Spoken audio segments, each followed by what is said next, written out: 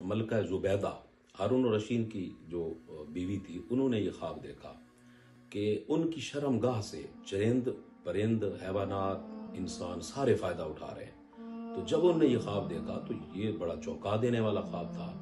तो बड़ी परेशान हुई इससे। तो उन्होंने अपनी खादमा को, जो उनकी खास खादमा थी, उनको हजरत इब्न सीरी रहमतुल्लाह अलैह, जिनकी ये ताबीर और रोया ये किताब है, जो ख्वाबों पे सबसे अथेंटिक किताब है, ख्वाबों की ताबीर पे ताबीर और रोया, हजरत इब्न सीरी रहमतुल्लाह अलैह की। तो हजरत इब्न सीरी रहमतुल्लाह अलैह के पास उन्होंने खादमा को भेजा।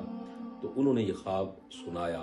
तो हारून रशीद की चूंकि बादशाह की बीवी थी मलका जुबैदा, तो उन्होंने कहा कि तुमने अपना कह के उनसे ये ख्वाब बयान करना है कि मैंने ये ख्वाब देखा है।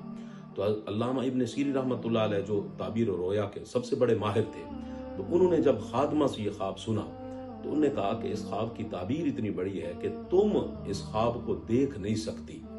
ये ख्वाब कोई बहुत बड़ी जो है वो मलका या कोई बहुत बड़ी पैसे वाली खातून देख सकती है, इसकी ताबीर ऐसी आ रही है। तो फिर उन्होंने बताया कि ये मलका जुबैदा ने ये ख्वाब देखा है। तो फिर उन्होंने इसकी ताबीर निकाली कि ये एक ऐसी नहर जो है वो खोदेंगी कि जिससे चरिंद परिंद हैवानात और इंसान फायदा उठाएंगे। तो मक्का मुकरमा के अंदर आज भी वो नहर जुबैदा मौजूद है, जिससे पूरी इंसानियत फायदा उठा रही है। तो मैंने अर्ज किया कि ख्वाब और होता है और उसकी ताबीर और होता है, और ताबीर निकालना एक मुकम्मल फन है। हर बंदे को अपना ख्वाब नहीं बयान करना चाहिए, क्योंकि पहली ताबीर जो वो निकालेगा तो उसका उसकी शख्सियत के ऊपर, ख्वाब देखने वाले की शख्सियत के ऊपर उसके असरात होंगे।